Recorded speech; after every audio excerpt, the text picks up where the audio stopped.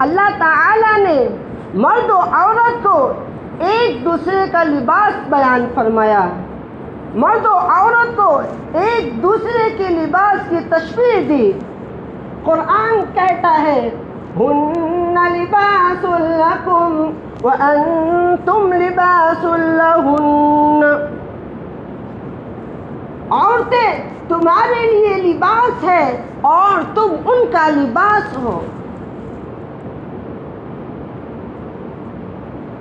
علماء کرام نے لباس کی 3 اہم خوبیاں بیان فرمائی۔ فرماتے ہیں کہ لباس کے ذریعے جسم کی حفاظت ہوتی ہے، لباس کے ذریعے عیبوں کی پردہ پوشی ہوتی ہے، لباس کے ذریعے زینت و راحت حاصل کیا جاتا ہے۔